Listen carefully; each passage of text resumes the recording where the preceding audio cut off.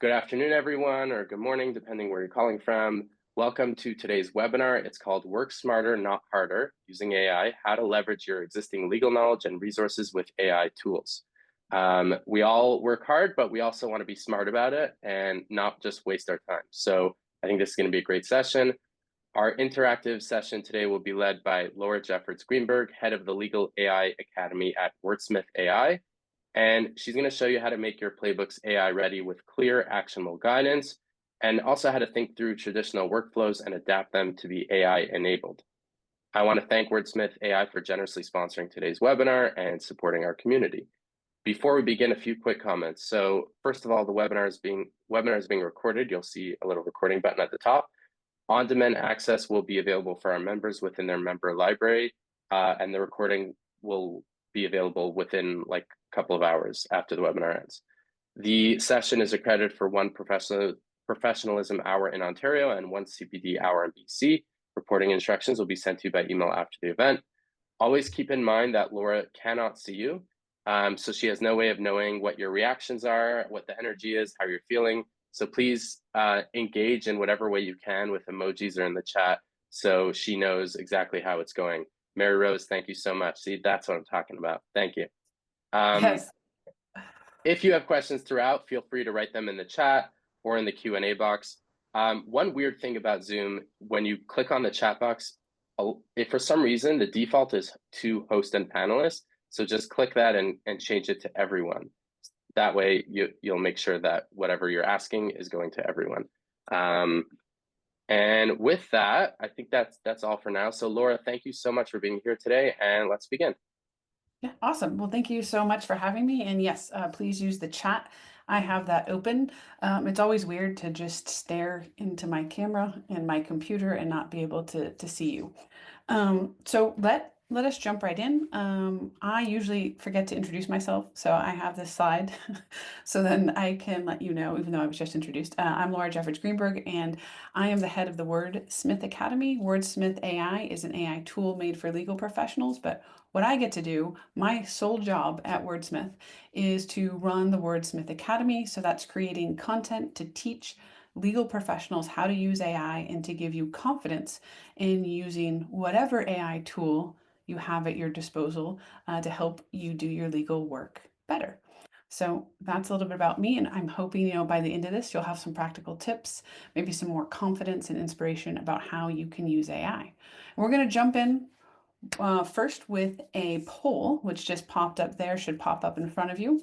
Oh, it just says I can't vote in it. Okay. So how often do you use AI tools? And I'm talking about like Copilot, ChatGPT, Perplexity, Gemini, Claude, pick whatever one you want. Are you using it hourly, daily, weekly, monthly? Never. Feel free to vote in that, and then I'll come back to it and take a look at that. You can also move the little box over if you want. I think it goes away once you vote on it. But we just kind of want to get an idea of where everyone is at. While you're doing that, I'm going to start with a little bit of bad news. I'm an optimist and I like to be positive, but working with AI, or just even really in general, working with legal tech requires an investment. So it's one of those things where we're going to put in the sweat now, but then we're going to shine later.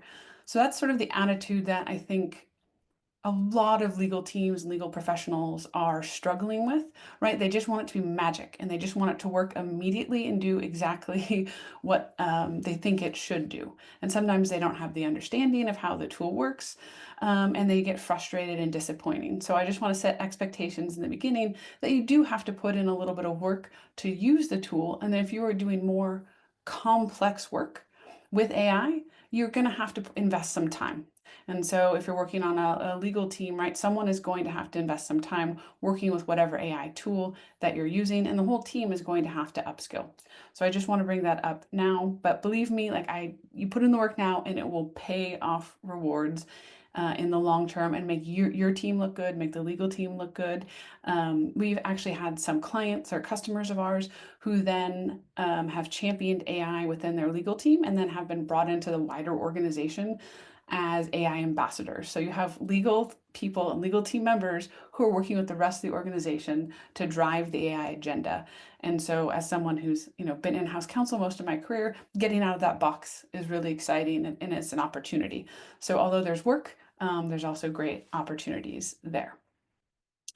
Oh, and now we're switching, I think. So can we close, I guess, the poll that we had up there? The how Yeah, often do yeah. Let's close that one and Perfect. share the results before we launch the next one. And I'm glad you like that motto. And ChatGPT helped me create that motto. I think I started with something more boring, and I like the sweat and shine one. Okay, so how often are people using AI tools? We've got about 6% at hourly, but we have the bulk of people using it daily and weekly. So this, every time I do a presentation, this continues to increase. Only 3% never using it. So that's pretty impressive. So everyone uses AI, so we can have it be a little bit more forward thinking. We don't have to go all the way back to the basics. So this is like, I don't know how you do this poll or if you do it in the chat, right? But what AI tools do you use in your legal work? Are you using general tools? Oh, there we go. Perfect. Are you using ChatGPT, Copilot, a specialized legal tool? It's fine if you're using something that, is a legal specific tool and not Wordsmith. Won't hold anything against you there. So go ahead and fill some of that in, and I'll talk while people are doing that. What we're going to do is we're going to think through how you can use AI before we get into AI. So I just want to start at the basics. I was at a did some legal operations, why legal tech fails roundtables earlier this week in London and had a lot of really great discussions. So kind of want to just go back to the basics with when we're talking about legal tech, and AI, is part of legal tech. So just some basics, and then how you can weave AI into how you're thinking about legal tech and why it's a little bit different.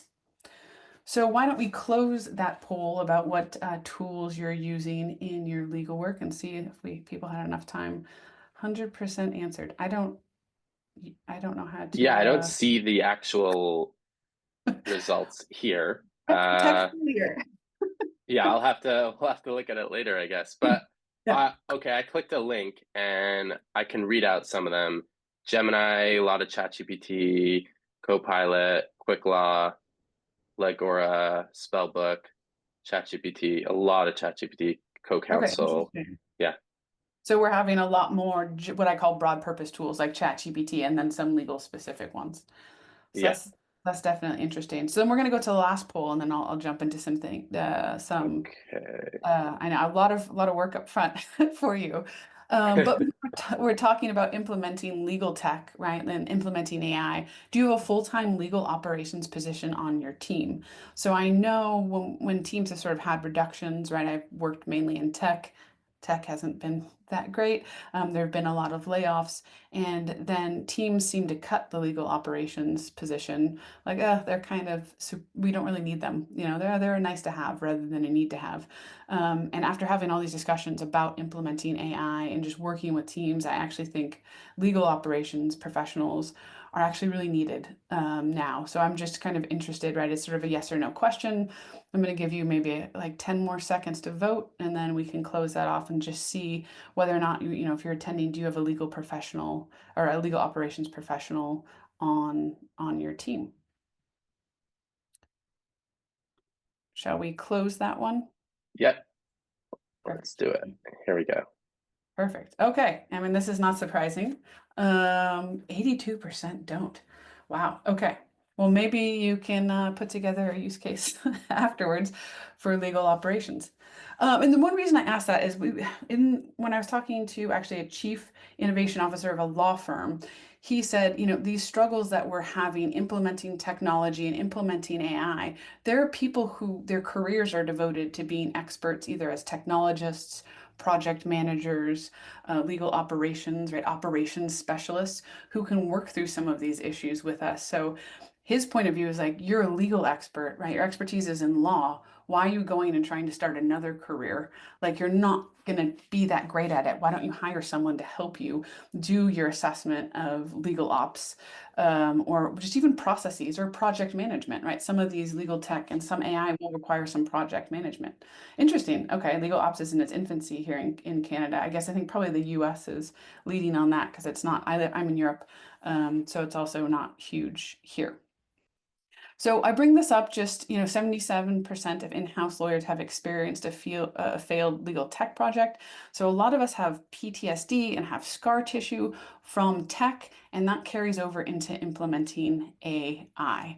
So these are just some things to think about. This is from 2022, but these in-house lawyers' experience with failed technology and having AI, if AI fails or you're implementing and it's not great, right? It has all these cascading consequences about confidence and not believing in your employer and leaving your job. And I actually think at this point, we're also starting to see some data that people will actively choose not to go to a legal team, or if they don't have AI, like if you're working at an AI forward company and maybe you're looking at a job somewhere else, if that company is not AI forward, that lawyers are not going to want to join the team, right? They're not going to want to go back to doing things manually after they've had AI.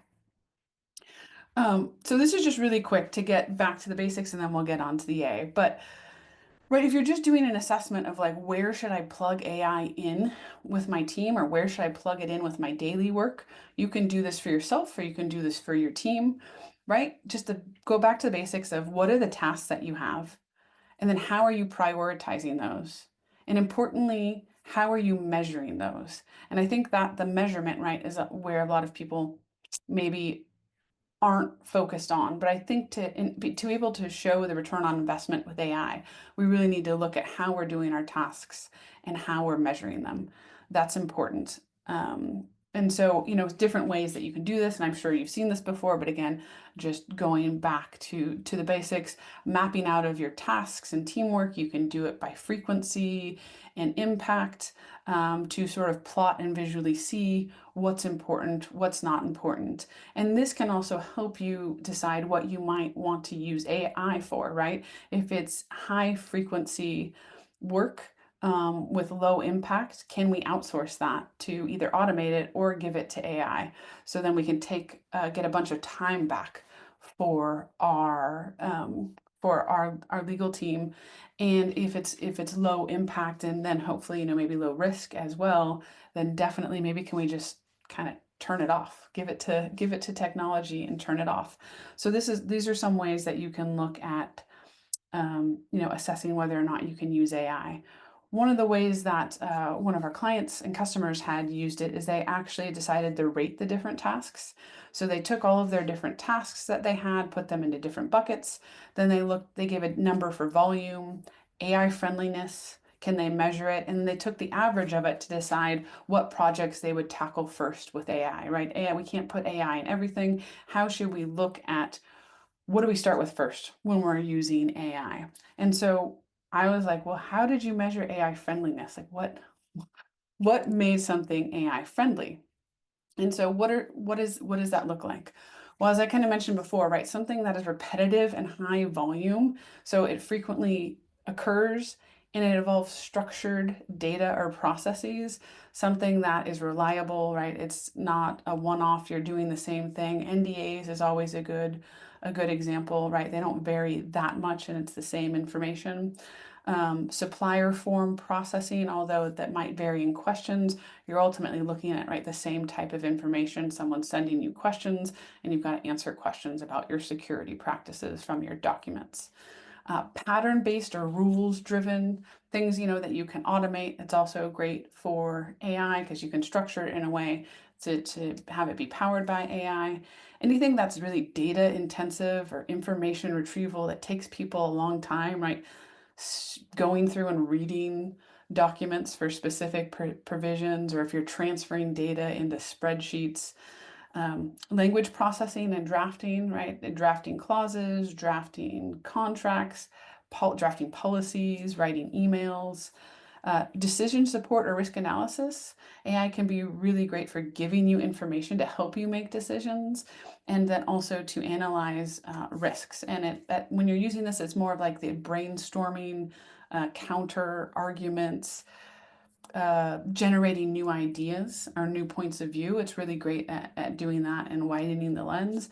And then for more complex would be then workflow optimization and automation, but really probably starting at looking at the top of those. So those are some AI friendly tasks. And so one thing that I was going to try to do when I was doing this, I'm like, what is not an AI friendly task? What would that look like? And I couldn't come up with a great answer. And I was like, why can't I list things that aren't AI friendly? And that's because I guess my viewpoint is like AI is a tool, and I like to chunk up things or break up things. So if I have one task, I'm going to look at the different steps in that task. So even if we say review an agreement, when I'm reviewing agreement, I'm doing multiple different things. I'm reading it, I'm looking for different clauses. I might make notes about different things. I might send an email to someone to check whether or not, that's what the business had agreed to. So I think that AI can be used for a lot of different things, but you have to use it as a tool and use it for different segments. So I know that's very like vague and nebulous, but this is part of where the challenge comes with AI is I think that the more that you use it and explore it, then you can figure out how it works for you. So that's why I couldn't come up with like AI is terrible here. I could have done that like a year and a half, maybe even 6 months ago. But as we're going along, if if you're working on it and understand that it can hallucinate and you can verify it, I do think you can use it for most things, but it's not going to holistically fix something, right? You're using it for pieces or chunking. That's what I like to call it. Chunk up the task, and certain parts of the task go are given to AI.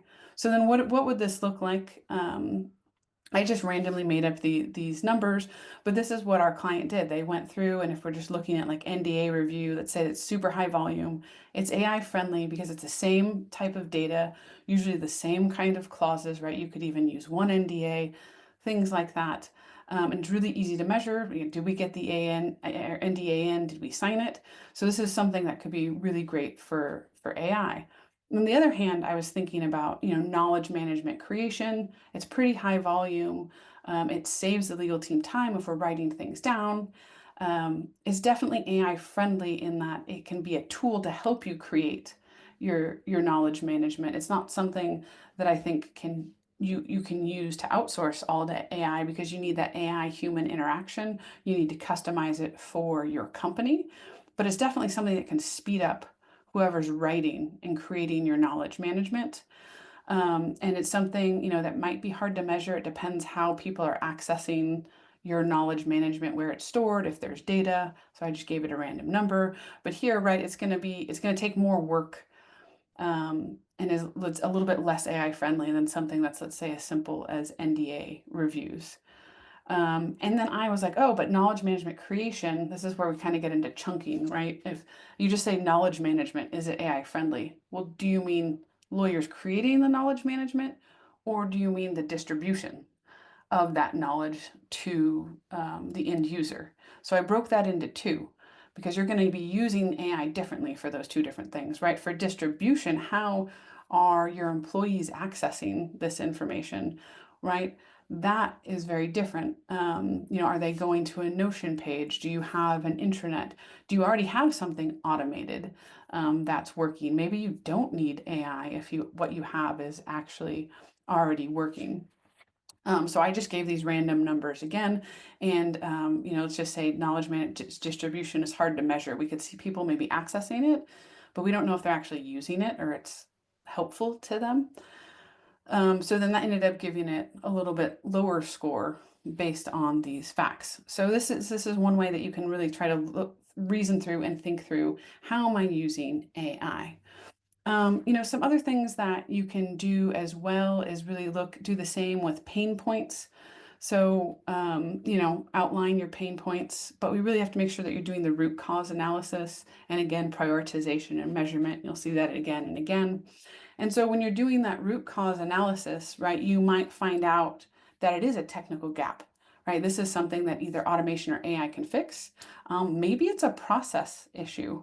So you need to fix that process before you use any kind of technology. Maybe it's a people issue, right? Lack of training. People don't actually know how to use the tool, or they don't know, how that process works. Again, a process issue, or maybe it's a data issue. So it's really important to do a root cause analysis of your pain points if you're just trying to slap some sort of AI or technology on there. And why is that? I think this is obvious, but I think I've talked to so many legal teams where they've just, there's been a mandate to get AI, and they get AI in, and it's might not be working, or it might not be as successful as they want. And that's because, right, they didn't do the root cause analysis and really look at their processes. And maybe their processes weren't great. Maybe their processes were great, but when you introduce AI, you have to tweak something, right? So we really need to think through this, and it takes time. AI also is not going to build relationships, but I give that an asterisk because if you use AI to speed up your work, if you use AI to save money, that is going to, in the end, build relationships, right, with your stakeholders, with your CFO, with your business partners, right? Because you're listening to them and their pain points, and you're working to solve that and provide better service. But to do all of this and to really look at it, I think we need to look at how AI works. You need to understand how it works. So that's what we're going to jump into now, and that's what the bulk of we're going to talk about today.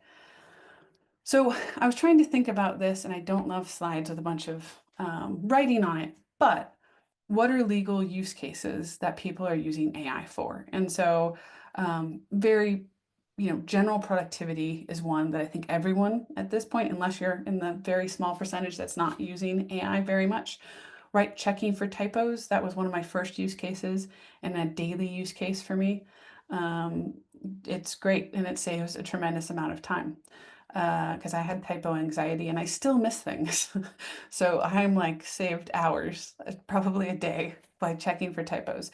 Converting files back and forth, or extracting text and removing the formatting, right? These are simple little things, but they're really annoying if you can't fix them, and AI makes this super easy to fix, right? Drafting emails, clarifying language, all about that. Now, it depends on how you're using the tool, right? This is where it can get more complex of what tool are you using and how are you using it, about whether or not AI is good for contract drafting or contract review. I think it's great for contract negotiation from the legal point of view, in that you can brainstorm with it and do counter arguments and come up with really great solutions that address both the other side's concern and your concern. There have been times, where I don't know if you get a red line back and a comment, and you're just like, the answer is no. I'm just, no, we can't do that. And then you're like, "Ugh, but now I gotta think of a reason." I've worked mainly at smaller companies, so we don't have giant playbooks. That would give me a lovely reason. But with AI, it's like it gives me that reason, and then actually from there, I can build out a playbook, right? I can have AI critique a clause, give me all the counter arguments, and then help me draft responses to those, right? So these are reasons why I get excited about AI, because it can just speed up so much of your work. Process and workflow optimization, depending where you're plugging AI in and how you're using it, and again, what tool you're using. Answering questions from our knowledge, right? That's one of my favorites. One of the reasons I actually joined Wordsmith was because it fit all the needs of me as a tech lawyer who works in G Suite, Slack, and Notion. I can integrate Notion and Slack, and the business can ask questions in Slack. And then Wordsmith then answers those questions in Slack, and I can decide if I want to do autopilot or copilot, where I can control it. But that's a huge workflow optimization, where then legal doesn't have to be involved anymore, and it actually saves a bunch of time. Re-answering questions in the Slack channel for which you already have drafted information is, one, surprisingly annoying, but also occurs quite frequently. So you can completely get that off your plate. Extracting information from content, right? That's a great use case. Brainstorming and validating, stress testing ideas. I've mentioned that before. It's also really good for training and education for your people. You can use it. And where it's getting better at research depending on your tool, right? And then everyone I know, when I say research, I guess I should say asterisks, right? It can hallucinate, so you need to make sure that you're using, you're using solid prompts, and then you can verify it, right? I never advocate for using anything that AI produces without verifying and looking at it. We're not there yet. So that is something to be aware of, and that's just a known, and that's just how we use it, and it's sort of accepted as that's how the tool is. So these are kind of the groups that I generally look at. I'm looking at general productivity tools. How am I using contracting? How am I using workspaces or assistants? For those of you using ChatGPT, that would be creating a custom GPT. If you're using Claude, that's projects. And then reports or extracting information, like how can we upload a whole bunch of contracts and get information about the assignment clauses or the payment provisions. And so that's what we'll be looking at today. So first, I'm going to jump into sort of the basics of prompting and give you some prompting tips here. And we're going to start with a video. So if you can't hear the sound, when I click on the video, let me know in the message box. And first I have to actually... From downstairs being madly in love I with hear it. me. Be on the bus. I don't mean on the bus, I mean in the bus. Not in the engine in the passenger accommodation.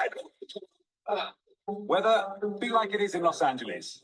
I didn't mean be like it is in Los Angeles right this moment. Weather, be like it usually is in Los Angeles during the day. That would make alien spaceships destroy Tennessee. Let everyone who died be alive again. No, I meant everybody in Tennessee be alive again. Obviously, not everyone who's died ever. Are you crazy? And so I share this video, one, because it amuses me, but two, I think this is probably a great representation of working with AI and prompting, right? We say something very general and AI goes off on some weird tangent that you didn't mean because we didn't give it enough specific information. And so here, if you look at it, say he's prompting an AI, right, engine that then transforms his world, he has to then go back and give it more specific information to actually get what he wants. And so that's the first general principle of prompting that I'm sure most of you are familiar with, right? The more general your information, the more general the response, and the more likely it will hallucinate or go off in the incorrect direction that you didn't mean. Sometimes all you need is one or two more sentences to get the information that you need or want from the AI. And there's an example where, you can have a sentence. This one particular sentence could be interpreted 7 different ways.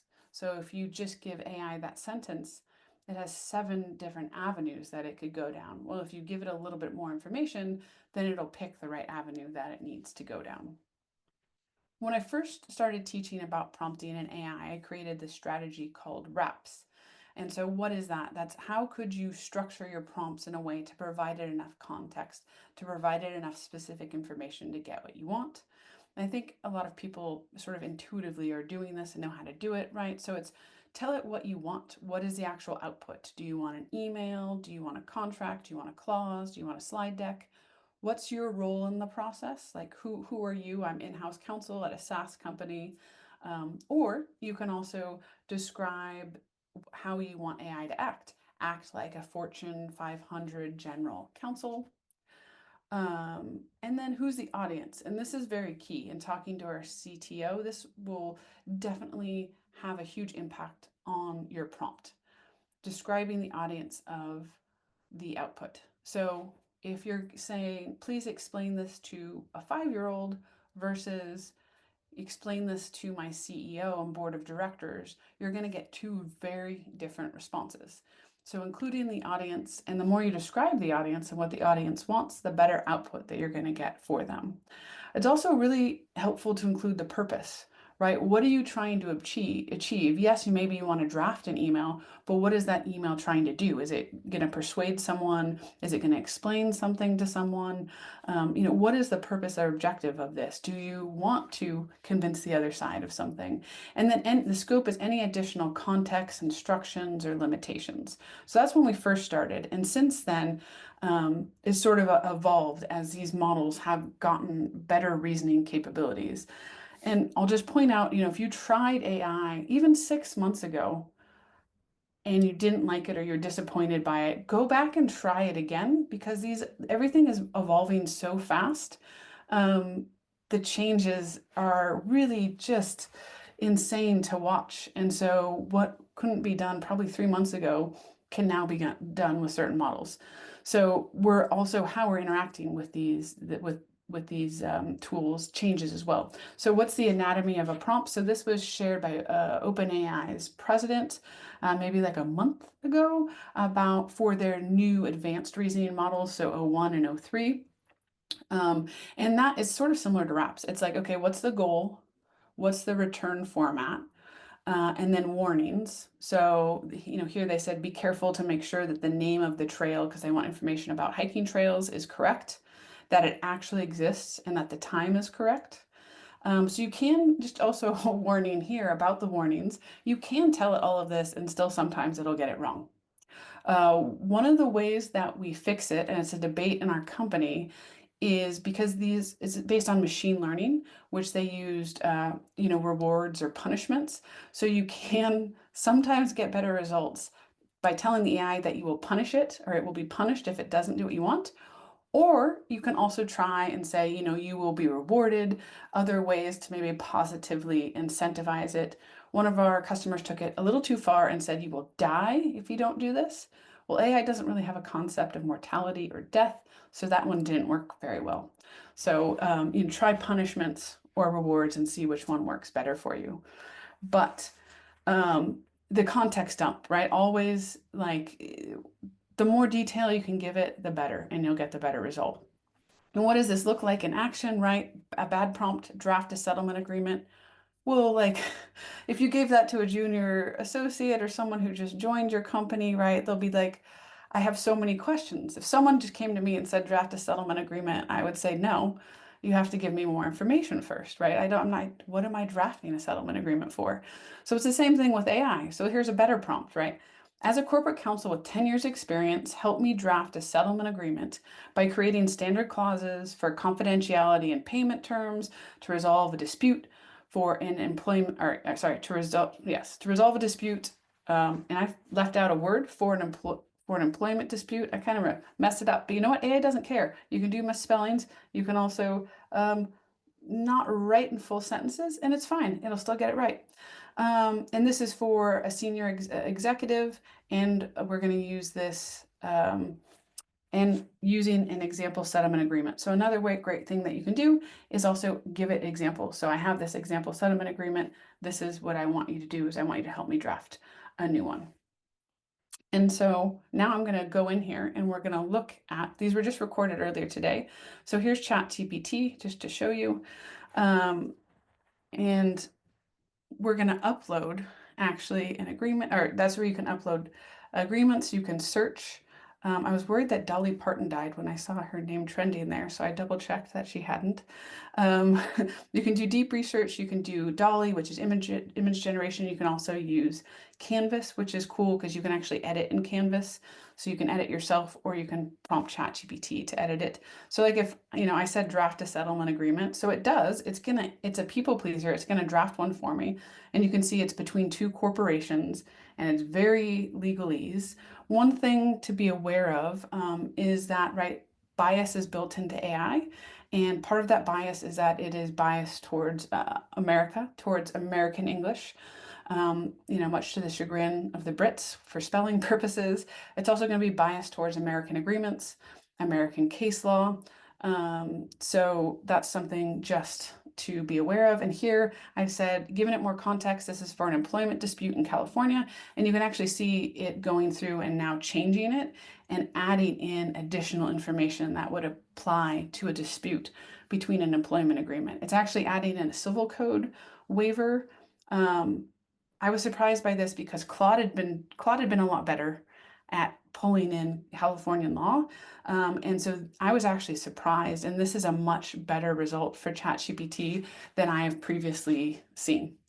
So as I said, test these things because today I was surprised. I was like, oh, this did pretty good. And then it's actually said, I've included this employment law section in California. So then, because I want to show you different tools, right? Here is Claude, which is Anthropic's, and here you can also at ChatGPT choose different models.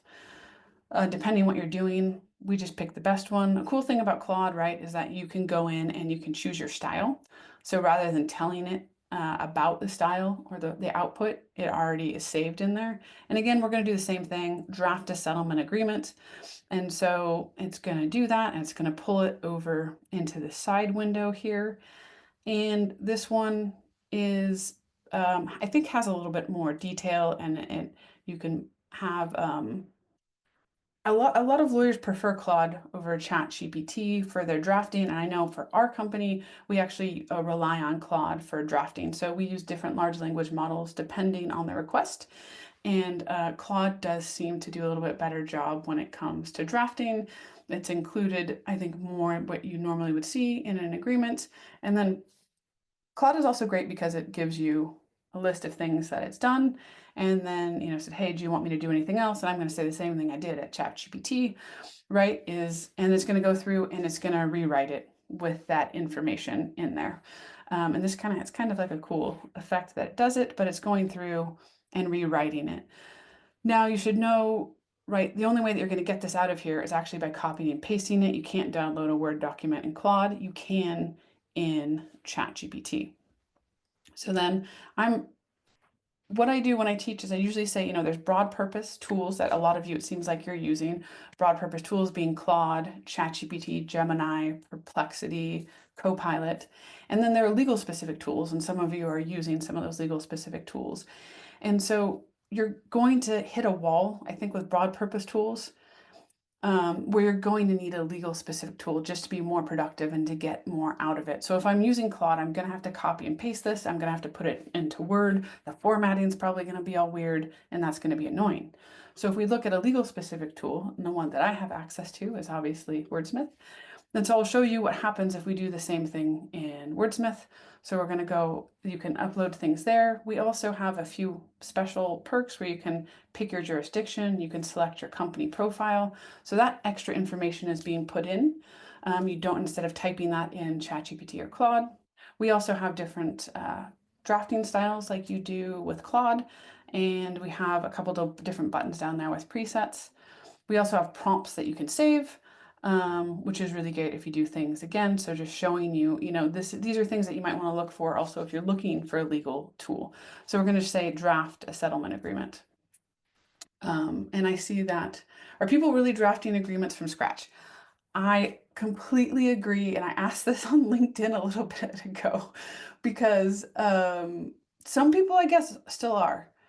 But here on Wordsmith, I took draft the settlement agreement. I did a thing called power prompt, and this is created by our engineering team that it'll take your one sentence and then translate it into what we believe a lawyer actually wants when it says that.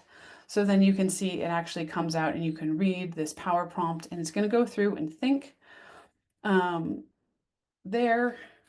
And so it'll go think some more, and you're going to see we have very similar, right, to the output of the other ones. You're going to have your text there, and it's going through and doing all of that. And I'm going to go, while it's doing that, I'm going to look over here. Do you see a difference in which LLM is preferred by litigators versus corporate counsel? I definitely think for legal specific tools, certain legal specific tools are better for in-house than they are for law firms. A lot of the legal specific tools that I've seen are geared more towards law firms than in-house. And so that's part of the reason that I actually like our tool Wordsmith, is because it's for in-house first. So here, what we do at the end, it says, you had me draft a settlement agreement, but these are the things you might want to think about because you didn't give me any information, right? Is this an international dispute? Is there IP involved? Is this for employment? Like, you should probably think about some of these things. And so I said, like the other ones, it's for an employment dispute in California. Can you please also create a downloadable Word doc version of it?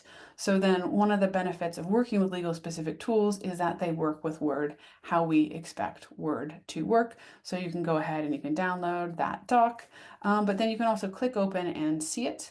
And so you can work with it with the chat and edit it or download it, and it has the sort of formatting that we know lawyers want. So we know, like our company, we're all either engineers or lawyers or both. And there are little things like formatting that are very important. Our engineers might not understand that, but when we give feedback, we are very critical of that. So that's kind of, just looking at contracting with some of these. Someone had named something called iterative prompting about, stimulating a conversation where you could maybe put everything all in one prompt, like a one-shot prompt. So a bad prompt would be like, analyze this contract. A better prompt would be, first look at the key obligations, then explore weaknesses, next provide counter arguments, and then finally give me a revised clause. So you can try to do that all in one shot, or you can just chat with it and ask it to do each of those things. And once it's done with each task, you can then ask it to do another. So breaking complex tasks down into simple chats. Now I'll just go over quickly the 5 principles of prompting before we look again at more contract and template examples. So the 5 principles of prompting, I've tried to distill them for a more advanced audience like yourself, right? Just remember to add context and specifics. Use this iterative technique that I've read about. It just means chat with it, right? I don't spend millions of hours crafting the perfect first prompt. I kind of brain dump and then I chat with it and iterate on it to get what I want. Remember that AI is not a mind reader, right? Things that might be obvious to us, especially if you're using broad purpose tools, you might have to explain to AI, right? ChatGPT and Claude sometimes will struggle with the concept of redlining. If you're using a legal specific tool, when you say redline, that tool should know what that means. Or if you say review an agreement, that tool knows that's a loaded, when you say review, right? There's a lot that's involved with that. Break the complex tasks into subtasks. I see lawyers struggle with this sometimes where they kind of just want to shove everything all at once. And sometimes we need to take a step back and think through, okay, how many things am I actually doing in my brain at once? When I say review an agreement, like what are all the steps? What am I actually looking for? So we need to get, I think, some of the knowledge inside of our heads out and into the AI to help to work better with it. And then lastly, we always verify your results. So now I'm going to do contracts and templates. So we're going to go ahead and take a look again just at ChatGPT and Claude to show you, if I'm going to upload an agreement, I just took a publicly available SaaS agreement, and I'm actually just going to not do anything that I just told you to do, right? I'm being a terrible user of AI. I just uploaded this agreement because I wanted to see what would happen. So even AI was like, you need to give me some direction here, right? ChatGPT. And so I said, review it. Again, this is terrible. Don't do this. You're just going to get very generic responses. But I just wanted to see, what is it actually pulling out when I don't give it any information? And so these are summaries, and this is what ChatGPT thinks is important, pulling out of an agreement that it's reviewing. And then we're going to do the same thing over here with Claude. We're going to upload the same agreement and see how Claude looks at that. And again, we're giving it minimal information just to kind of see, what does it do? How does it work? So that's if there's something that you know intimately, that's a great way to test some of these tools. If you know it inside and out, you can upload it, very maybe brief instructions, or you could ask it very pointed questions, right? Test it and see how it works if you're looking at it. And so you can see Claude, I think, does break out and pull out information in a better way than ChatGPT does it from a lawyer's point of view. And then again, we're going to show you, what does that look like if we take the same thing into Wordsmith, and why that's a little bit different when you're using a legal specific tool. So we did the same thing where we just uploaded it, and you can see there determining intent. And so, we're like, we'll give you a table of things that normally lawyers would look for at a very high level. And then we say, hey, do you actually want to start a review of this agreement? So we have a tool called First Pass that does the first pass of a contract. But here I want to show you everything that we have has citations. So you can click into the citation and it will show you exactly where it's pulling that information from the agreement. This is important for verification to make sure that whatever AI answer has given you, you can go in and actually read that legal language side by side. And so we do that with all of our answers. But now here I'm going to go over to our first pass, moving from the chat to the first pass, which is actually a document review. And so again, this is where legal specific tools are going to be much more successful in reviewing agreements. So this is creating a custom playbook just from the agreement I uploaded. We have playbooks that we've created for like SaaS, NDAs, DPAs, event agreements. This one's just making one up based on the information in the contract. And then it's seeing that there are minor issues and then telling me which checks have passed. And so I can click over and see the main agreement. Right, this is the main agreement. But then based on those checks, First Pass has actually also redlined it. There's only like 5 things that it changed because again, I didn't give it any context. But you can see here, it actually marks it up and then puts a comment in there explaining why it's made the change. And then when it comes out, it'll be in your name. So it's great. You can just download it and you actually have a First Pass redlined agreement. So that's where legal specific AI is going so much further than the general tools like ChatGPT or Claude. And then next, I want to talk about templates. So we're going to start with Wordsmith and then go to ChatGPT and Claude just to show you, these different tools that are out here. So we've got this email chain. It's not anyone, we just made it up. If anyone's worrying about PII here. So we're going to email it into Wordsmith so we can email our account. And what I'm going to say is please input, right, the following information, email chain, doing a contract or negotiation for employment, and put it into this attached template agreement. So I'm going to attach our employment agreement, upload the file, and then I'm going to send it off to Wordsmith, and Wordsmith is going to then read the email, pull out the relevant information, and drop it into the template. So then I'll send that off, and then this is what it looks like. It takes a few minutes, but this is what it looks like when it comes back. You have a summary, and then you also have a link to Wordsmith, so then it goes out. You can click on the link and then go to the actual chat, where again, you can see the sources. It's converted the email into a text. We have the employment agreement. Here's the overview.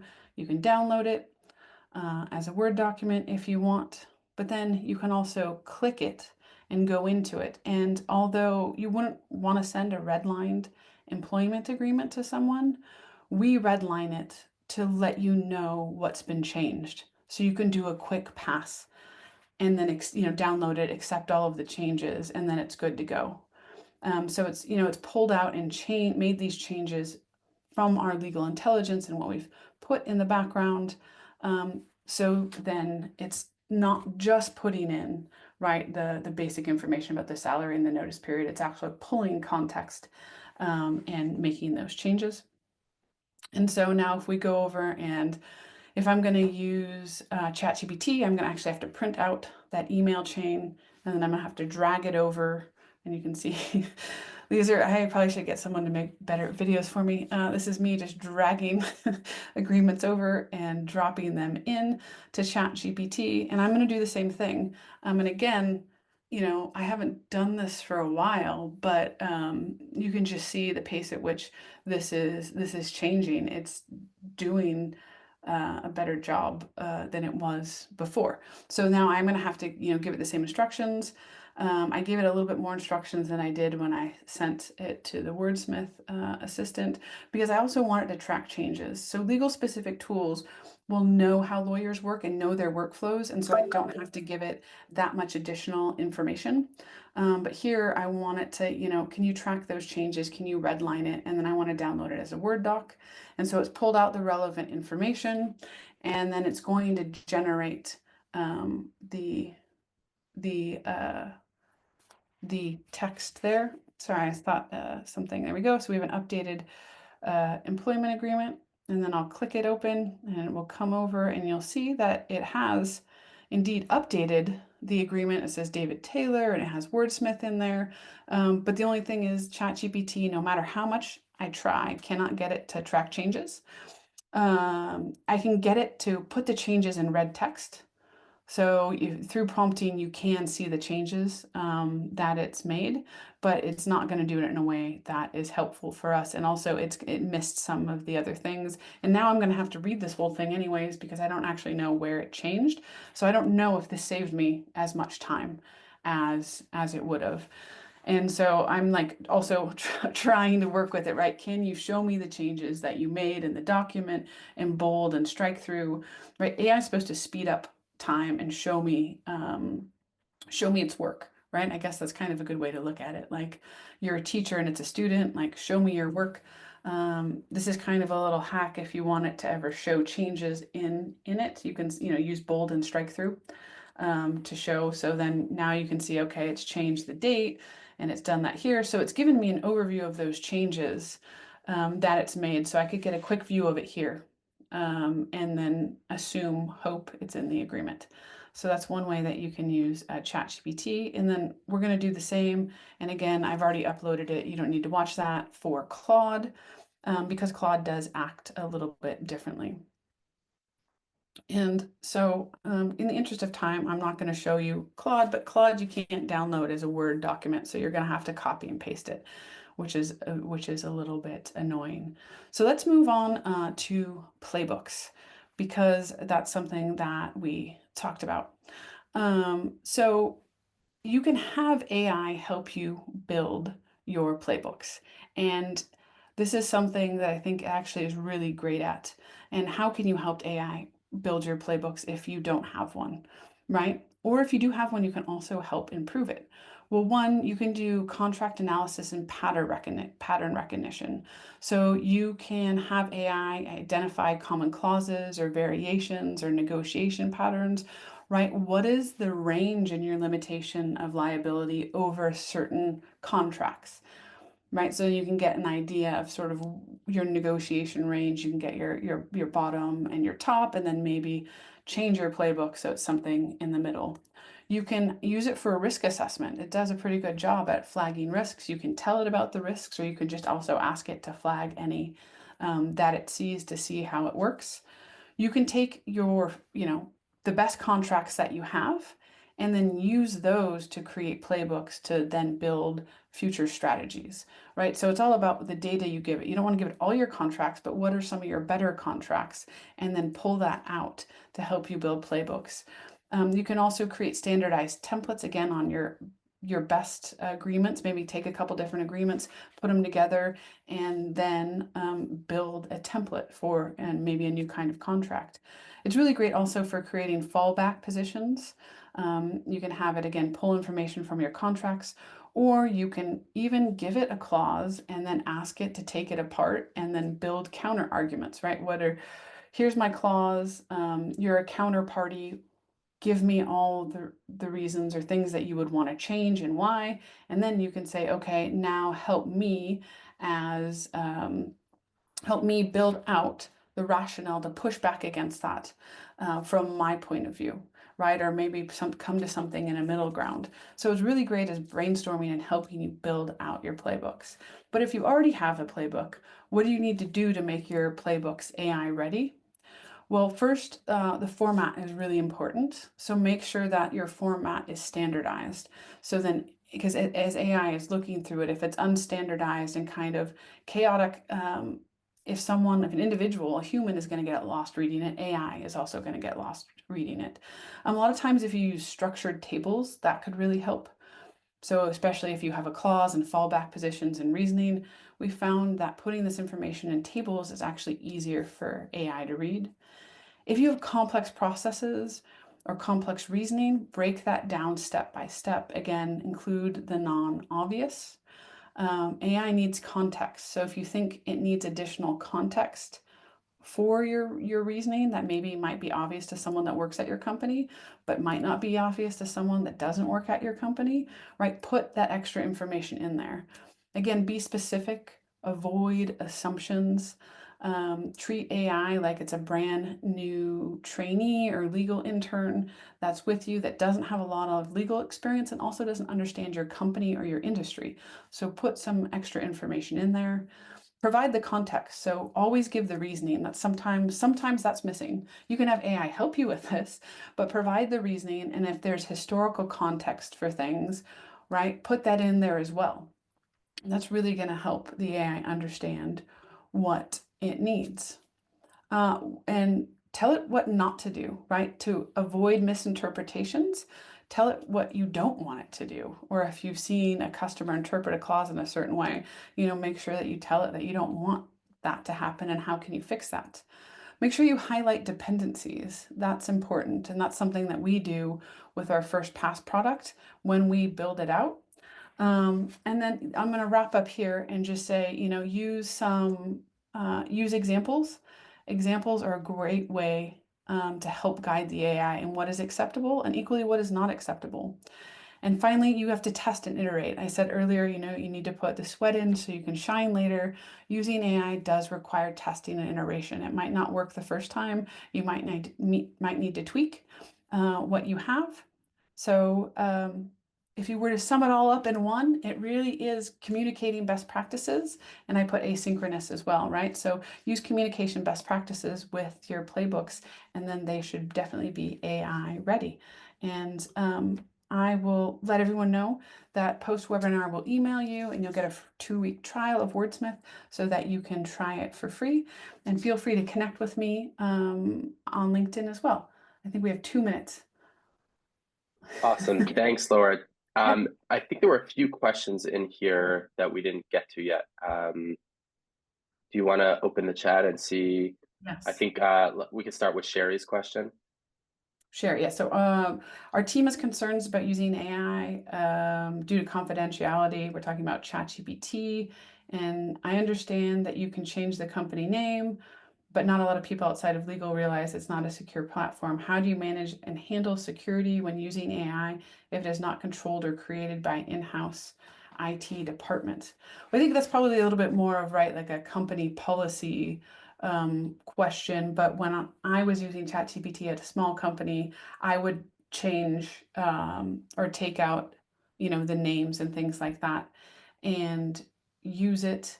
And one of the things I've talked about people is people are going to use AI, so you need to empower them and inform them and educate them about best practices around confidentiality and security. So I think that's the best approach, is really to educate people and then give them a tool that they can use as an alternative that is secure, whether that be, upgrading to enterprise or something like that. I think, did that answer? Awesome. Yeah, I think so. And then it looks like there was another question from Genevieve. Is Wordsmith a closed environment? I'm not sure if you got to that one already. Does it use the input and output to train the tool?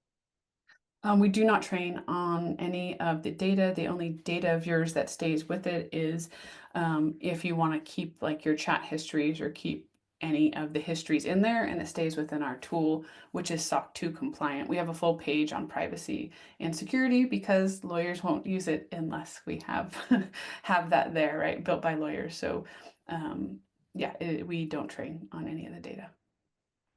Awesome. Okay. And thank you, Dimia. That was a good point you just brought up about having a acceptable use policy and that there is an option in ChatGPT to not have it train it.